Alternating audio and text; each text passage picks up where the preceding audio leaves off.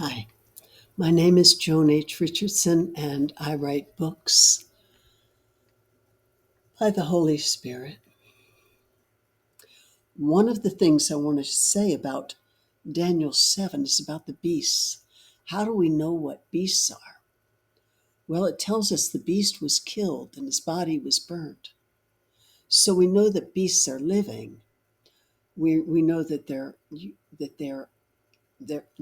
animated, okay, and we know that. And it sure looks like they have bodies.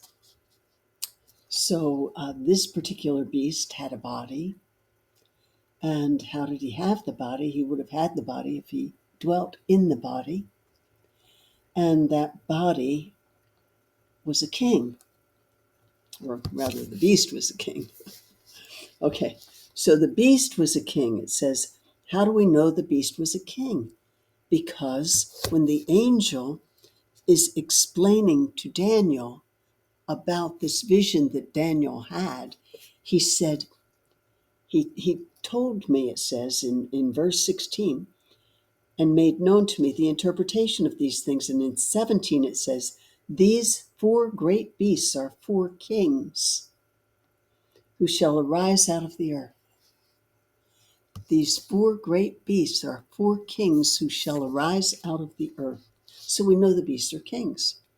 Now let me tell you something else. It's that the beasts aren't just kings.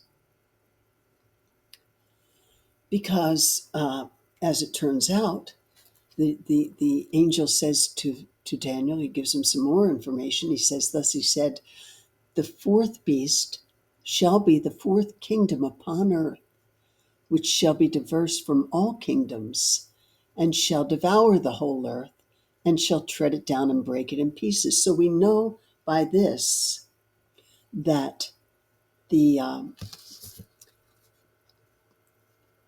beast is also a kingdom. So it's a king and a kingdom. Now, why aren't they separated? Why aren't they two different things? Because the king is wed to his kingdom. They're like one. Okay?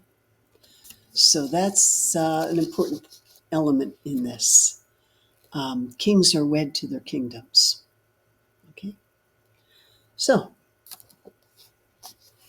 here we have, and this is spiritual, because we know that the scarlet beast is actually the one that is indwelling the body here. And the scarlet beast is one of the kings. He's one of the kings out of Revelation chapter 17, and he's also the king that has a kingdom here. He's the real king over it, and he has indwelt that body, which was Hitler. And so here we have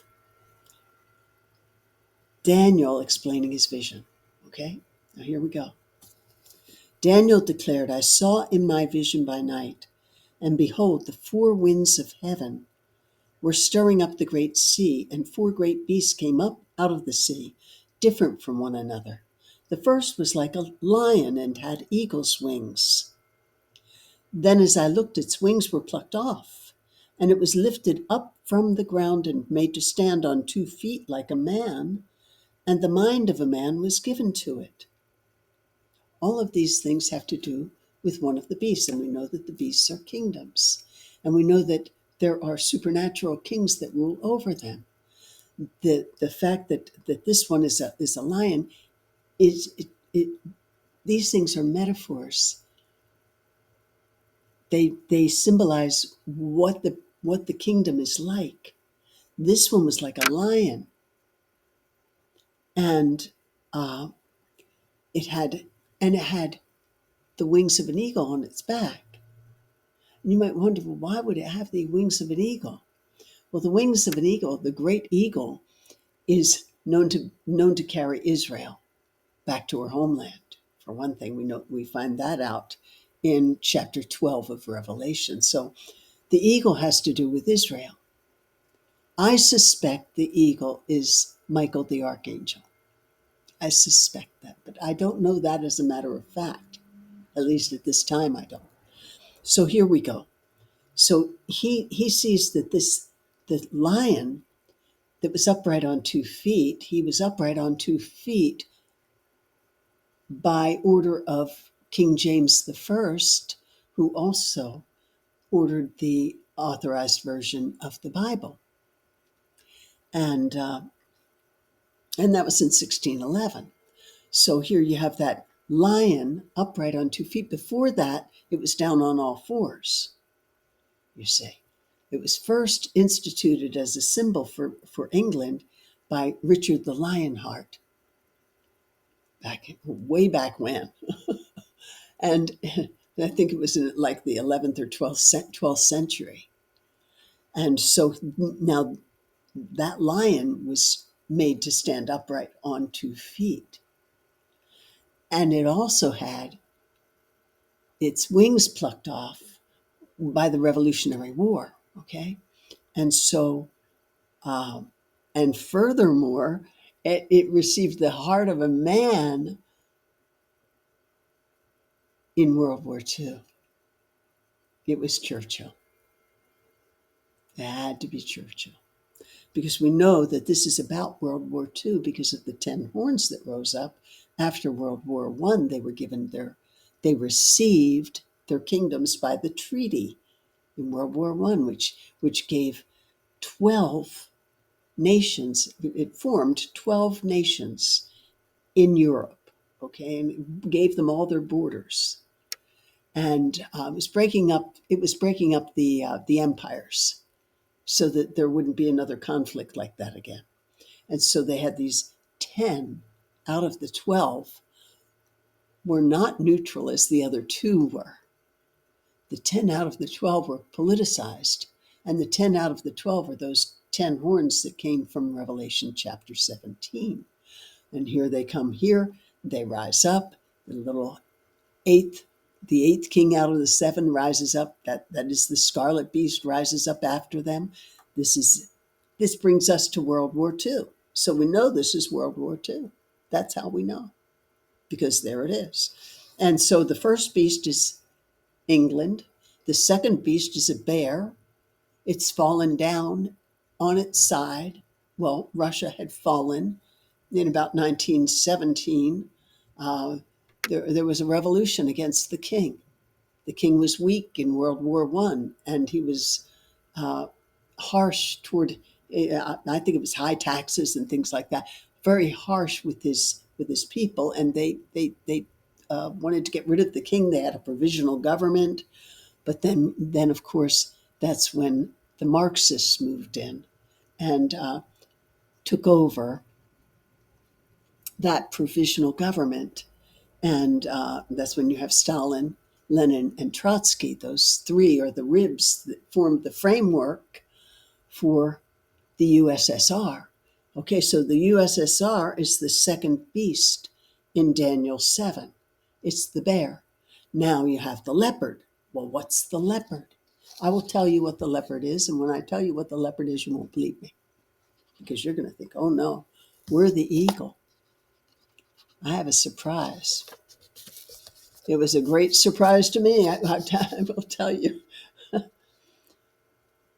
The Lord showed it to me in a vision, okay? But that's not good enough. I understand that. This has to be proven to you, okay? So here's what happened. This is behind World War II. Woodrow Wilson appointed a former senator from New York, Franklin D. Roosevelt, as Secretary of the Navy from 1912 to 20. Visiting an orphanage in 1921, he contracted infantile paralysis when he was 39 years old. He was headstrong. Though polio had paralyzed half his body, FDR met the challenge to win the 1932 election. Across the world, Hitler lost an election, but Hindenburg chose him as his chancellor, the role his hero Bismarck had enjoyed. 11 years after World War I was the 1929 stock market crash, and the Roaring Twenties were stifled, and the Great Depression came. All these things happened in the Great Drought. that lasted for 10 years. So, after all of that, Pearl Harbor was bombed. And we had to go into a war that we didn't want to go into. We had become isolationists after World War I. Didn't want to have anything to do with foreign wars. It was a very unpopular topic. But when Pearl Harbor was bombed, it forced us into World War II. And that happened. And as a result of that, we had nothing. We had nothing. We had we were not we were not ready for war. We didn't have rifles. We didn't have machine guns. We didn't have cannons. We didn't have, our ships were bombed. Most of our fleet was bombed at Pearl Harbor. We had rifles from 1903. Then our army was wearing the uniforms from World War I. Everything was inadequate. We didn't have what we needed. We only had an army of what, 170,000? We had 174,000 men in uniform, wearing tin hats and leggings issued during World War I.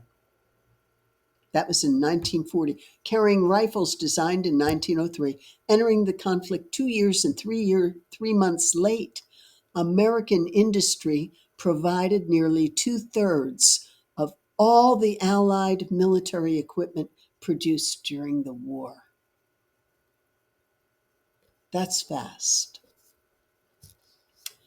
And this was after it was over a year later, it was between 1 and 2 years later, as I was writing this book, that I ran across the State of the Union message by FDR.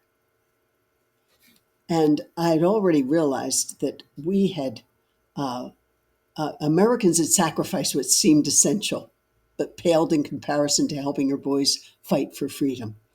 Hollywood inspired them to buy war bonds and use ration cards. Women and men, retirees, the unemployed, the physically and mentally challenged, or diverse races and face, everybody worked for the war. Its adage became the war was won at home.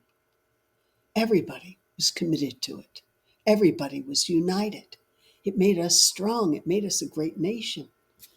Well, in his 1942 State of the Union, of course, we went into the war December 8th, 1941. In 1942, the State of the Union message by the President of the United States, FDR at the time, spoke to Congress and the national radio audience. Speed will count.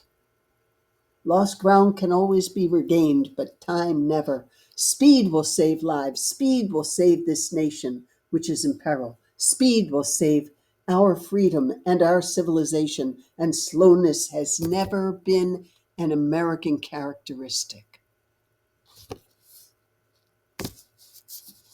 There you have it. The leopard was the United States of America.